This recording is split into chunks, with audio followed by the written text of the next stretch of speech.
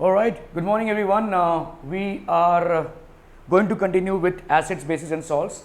So I hope you have gone through the previous slides in which we had a discussion on what are acids, what are their uses, what are their properties, okay, what are bases, what are their properties and what are their uses, okay, normal chemical reactions, how are they correlated to the concentration of ions. So I suppose these things are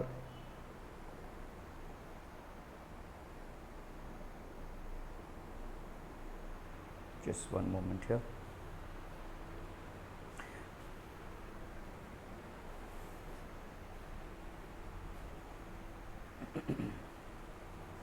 So I suppose these things are pretty much clear for everyone, okay, and now we will go ahead and discuss what is pH scale, okay. So why do we need a scale? So first of all, we need to understand the reason why do we need a scale. A scale is basically something which we use to measure. So what are we exactly measuring or trying to measure, okay. So we have learned that in order to test whether a compound is acid or a base, we generally use litmus paper, okay. Now litmus or different types of indicators, whatever they are, okay, different indicators, whether they are dyes, okay, whether they are olfactory, okay, dyes, or whether they are olfactory, all these types of indicators. If you notice, all these types of indicators are basically doing what? Just telling you whether a compound is an acid or a base. Now as we have learned that acids and bases are either strong or weak, okay. So there are strong acids, there are strong bases, there are weak acids and there are weak bases as well, okay.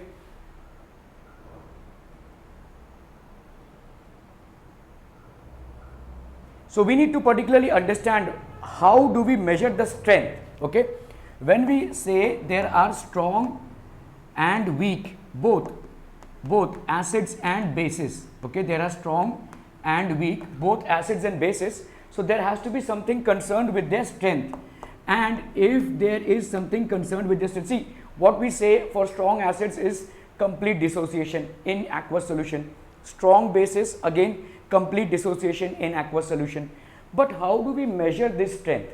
Is there a way in which we can measure this strength? Yes, there is a way, and that is basically called the pH scale, okay. So we need to understand, see, in litmus paper or olfactory indicators or different types of dyes, let's say turmeric or red cabbage extract, all these are different kinds of dyes which happen to either change their color, or let's say onion extract, it's an olfactory indicator, they either happen to change their smell when treated with an acid or a base. So there are some changes which are happening in respect to color or in respect to smell in these indicators, okay. However, they are not giving us a clear indication that the compound that we are testing, whether it is a strong acid or whether it is a weak acid, whether it is a strong base or whether it is a weak base. That is something that we need to have a proper understanding on, and that is the reason we have a pH scale. So this pH scale basically measures the strength of an acid or a base, okay. This will tell you exactly in terms of numbers that whether the acid that you are using is a strong one or whether the acid that you are using is a weak one. Now before we understand pH scale, we need to have a proper understanding of what and how do ions operate in an acid or a basic solution, okay. So we know that in an acid, so let's first understand, whenever we are preparing a solution, it has to be a solution in water, okay. So when we are talking about a solution in water, okay, what does it, see, water also forms ions. Just give me one moment here.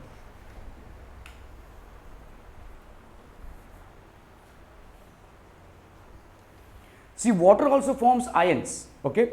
Water also forms ions, and what are the ions that it will form? H plus and OH minus ions.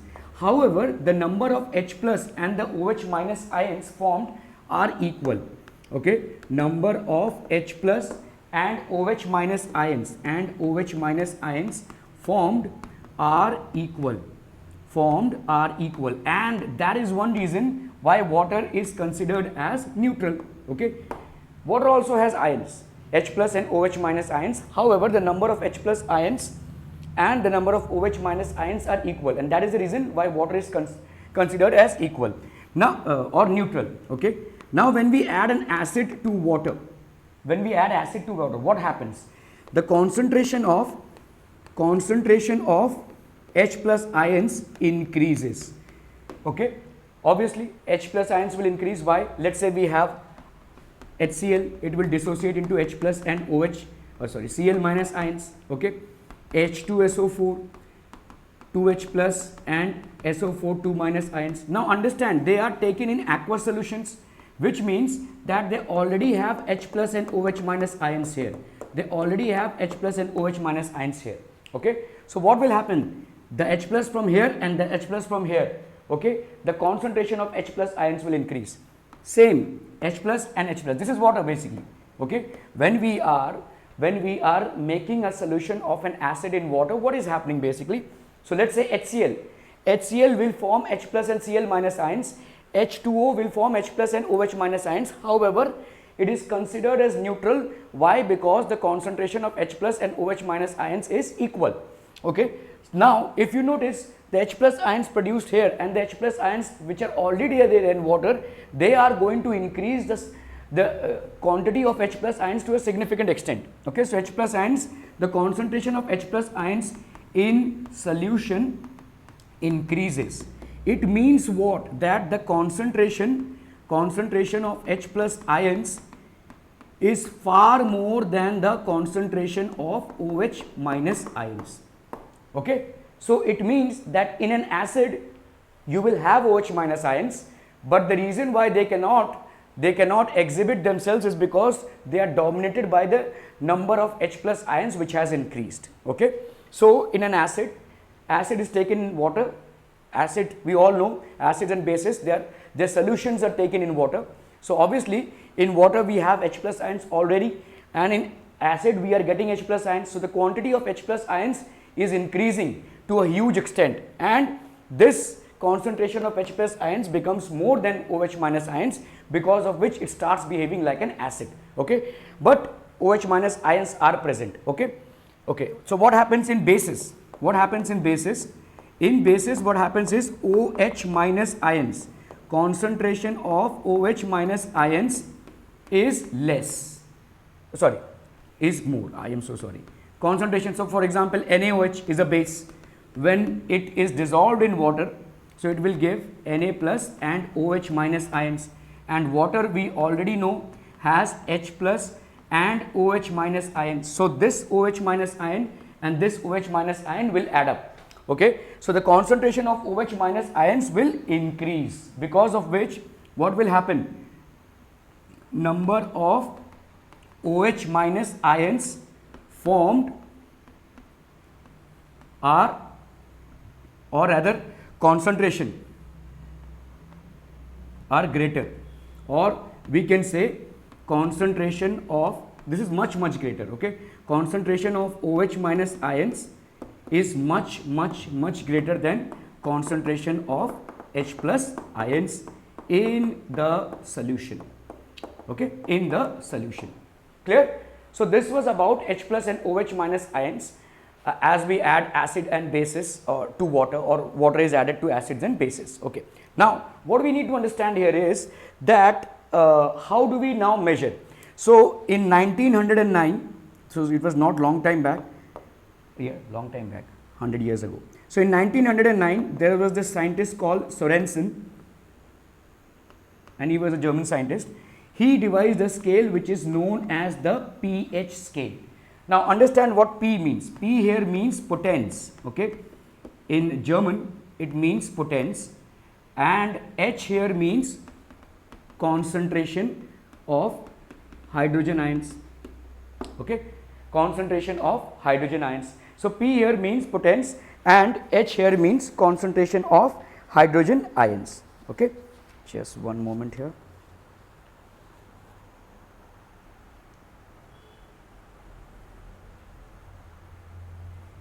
Okay, so he devised a scale. So Sorensen was a scientist who basically devised a scale, and this is known as the pH scale, in which the strength of acids and strength of both acids and bases could be measured. Okay, so Sorensen devised a scale in which the strength of acids and bases could be measured. Now, what is the concept behind it? What he says here is that pH of a compound is correlated. So we are talking about the acidity. We are talking about the concentration of H ions, which means acidity. pH of a compound is inversely proportional. Okay, so here we have pH of a compound is inversely proportional to the concentration of hydrogen ions. Hydrogen ions. pH of a compound, okay, that is pH scale. The pH of a solution is inversely proportional to the concentration of hydrogen ions in it.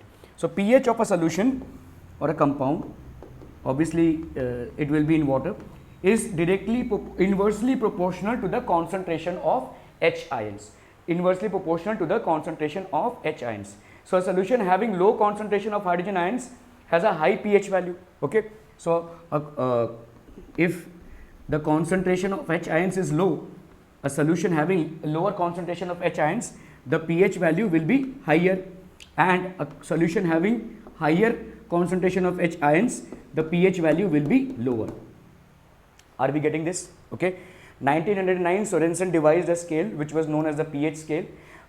Again, pH, P is written in small letters and H is written in capital letters. What do we mean by P? P is basically potential, okay, and H is concentration of hydrogen ions. So what he says here is that in a solution, the concentrator of hydrogen ions is inversely proportional. So pH of a compound is inversely proportional to the concentration of hydrogen ions. pH of a compound is inversely proportional to the concentration of hydrogen ions. So lower is the concentration of hydrogen ions, the greater will be its pH value. Higher is the concentration of H ions, the lower will be its pH value. So let's understand this. We have already seen that in acids we have a higher concentration of H ions. So this acids will have a lower pH value. Acids will have a lower pH value because they have a higher concentration of H ions. Now we look at this one. Okay.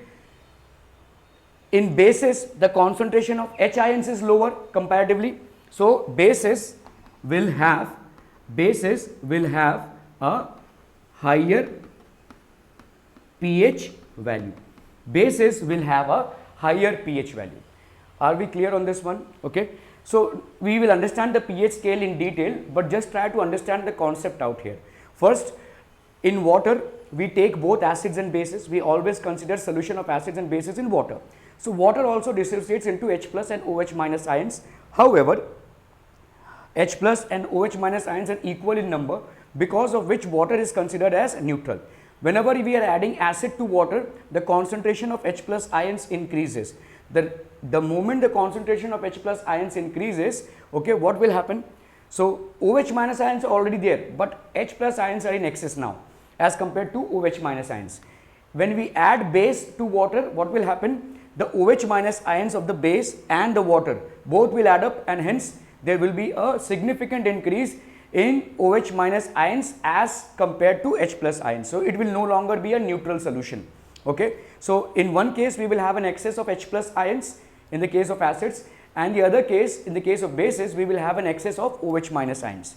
Now Sorensen devised a scale which is also known as the pH scale.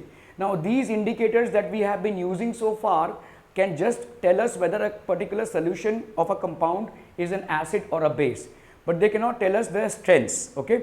So pH scale was devised to understand the strength of an acid or a base. So when Sorensen devised this in 1909, okay, the concept is that the pH of a solution is inversely proportional to the concentration of H ions. As the name itself suggests, we have H here and P here, which means potents.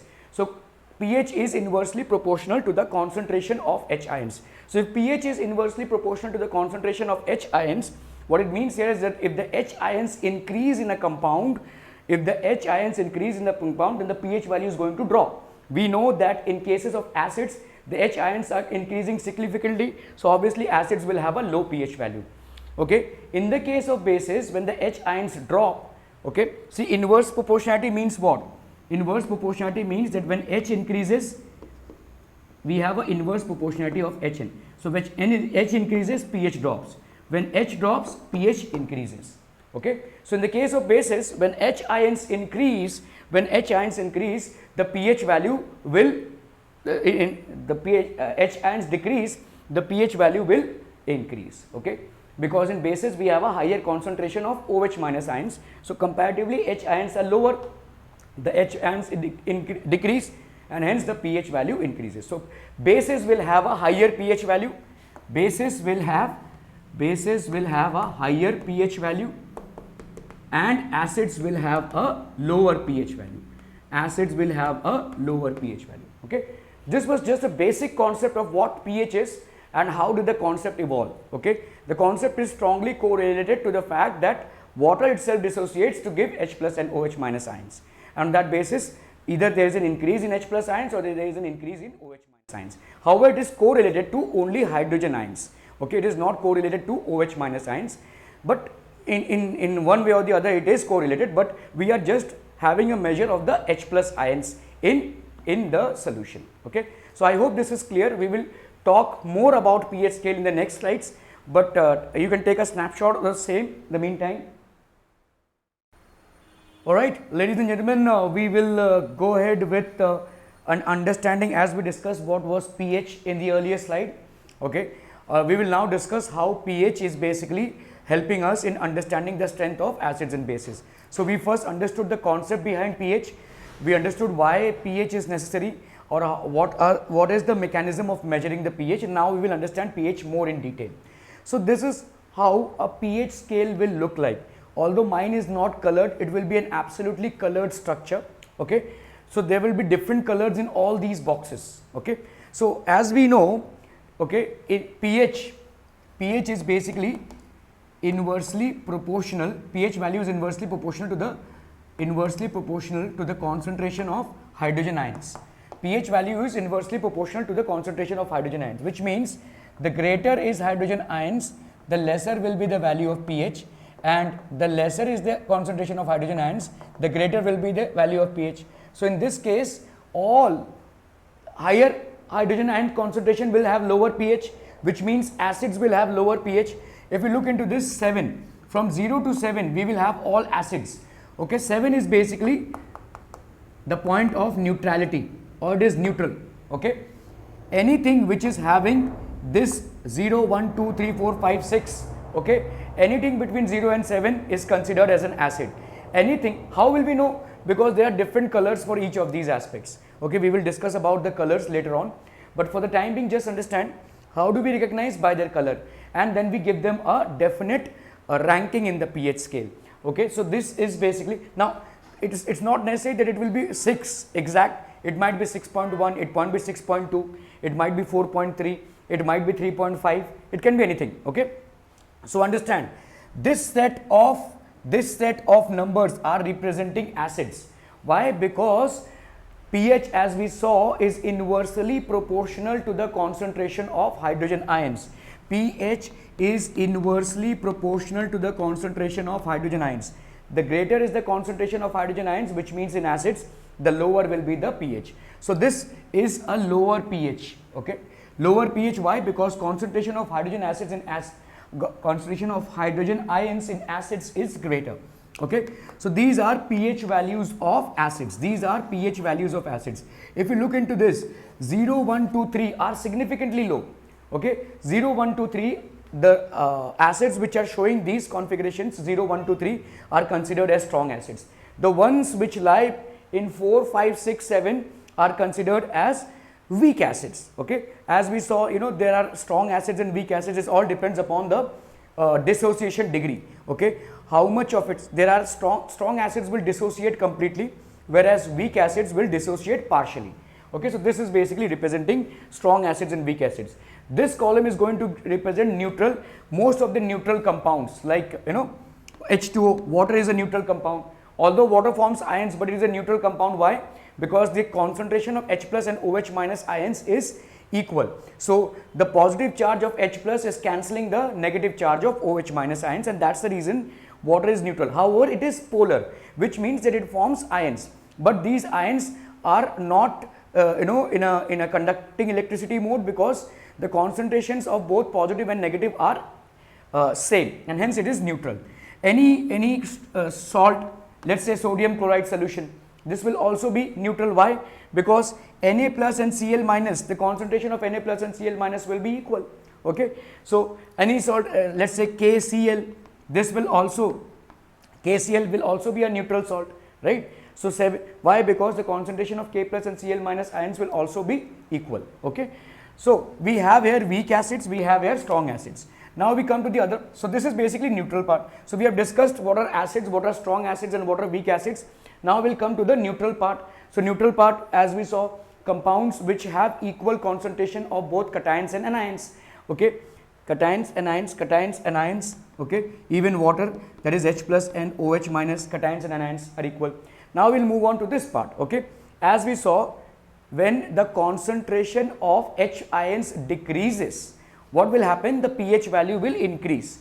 This is an inverse proportionality relationship. So H plus ions increases, pH value decreases. It happens in the case of acids. H plus ions decreases, the pH value increases. So significantly here the H plus ions is decreasing. As we saw in basic solutions, the concentration of OH minus ions increases. Okay, so any solution which is displaying any of these colors which are correlated to these numbers, that is 8, 9, 12, 11, 12, 14, is basically a base. So these are pH values of bases. Okay, so look at this very clearly.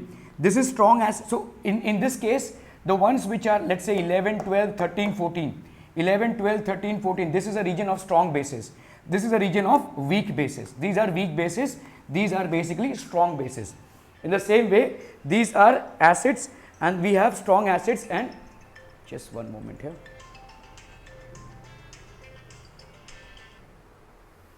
I am so sorry.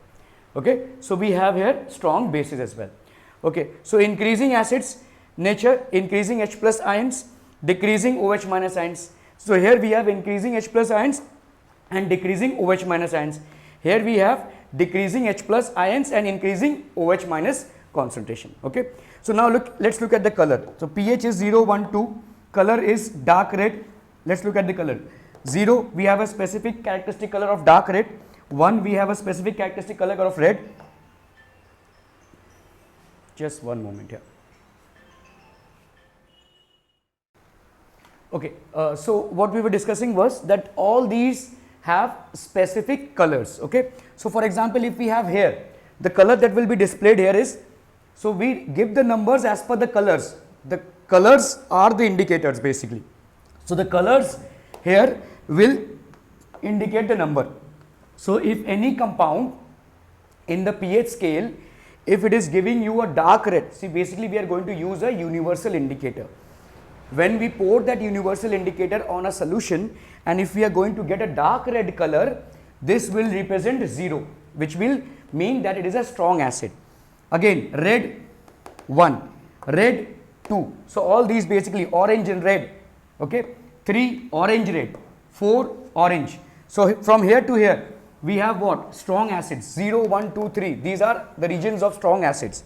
From the time we are getting orange compounds by adding universal indicator to solutions, they will basically become just acids. Okay, okay. Now we have let's say 5. Okay, so pH value of 5 when orange yellow, this portion will become orange yellow, then it will be greenish yellow.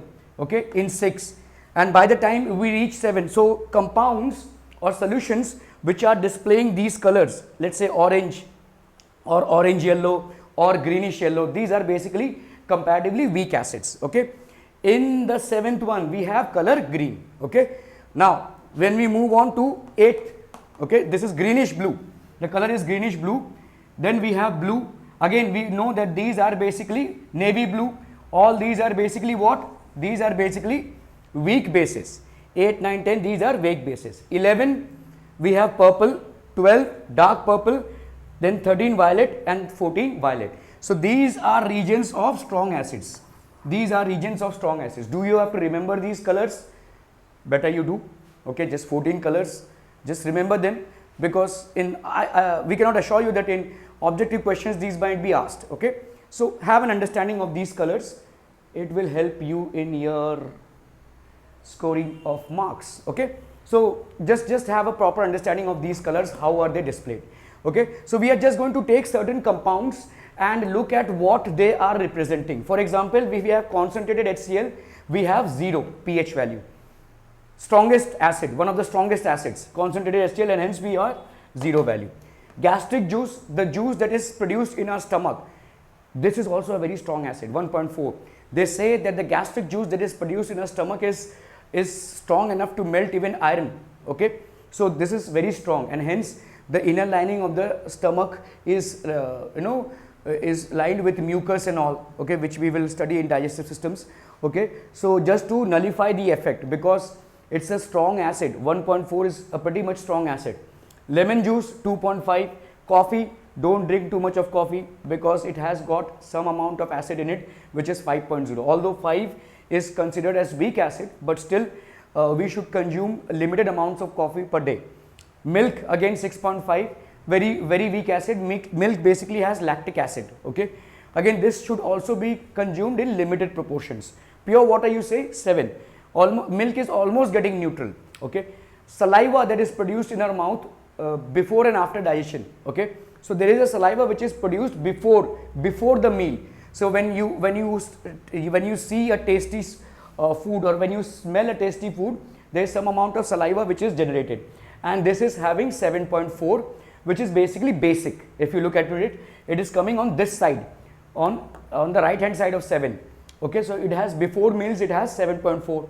After meals you see it drops 5.8. Why? Because there is certain amount of acid in the food that we consume.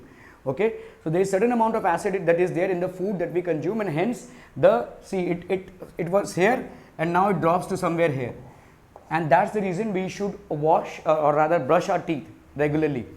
Because and it is advised that after meals you should always brush your teeth. The reason why you should brush your teeth is because acidity has increased in your saliva, which is going to corrode your teeth. Acids corrode everything. Okay, so which is going to have a corrosive effect on your teeth, and this is going to make your teeth weak. Okay, so this is something that when we use a toothpaste, what happens is the toothpaste has a higher basicity and it kind of neutralizes the acidity that has been produced. Blood has a basicity of 7.4. Okay, and alkaline medium should be there. Okay, blood should be alkaline. Then we have toothpaste, which is 8C. Toothpaste will nullify this. This toothpaste has 8.0 as basicity, and this is what? Acidic, right? It is acidic. So when we use toothpaste after food, okay, this will nullify. It will neutralize. Toothpaste is highly basic, not highly basic, but it is basic. Okay, and saliva after meals is acidic, so they will both neutralize each other. Milk of magnesia, which we consume if we have acidity. Okay, as a medicine we consume that. That is magnesium hydroxide, that has 10.5. If you look dilute NaOH, it has 13. Concentrated NaOH 14. So look at concentrated NaOH, it has reached the limit 14, the highest amount. So HCl and NaOH are the most strongest of acids and bases. I hope this chart is pretty much clear. Okay, I have tried to make it as clear as possible. However, I was not able to use colors. Maybe in the editing section I will try to use colors so that it has a better understanding of what a pH scale would look like. Okay, so this is pretty much about pH scale, and let me just check if there are more. We will do certain questions on pH scale. We will also understand what is a universal indicator. The only thing that is left in pH scale is the universal indicator. So you can take a snapshot of this one. It's an important chart. You can make a note of the same as well. Okay.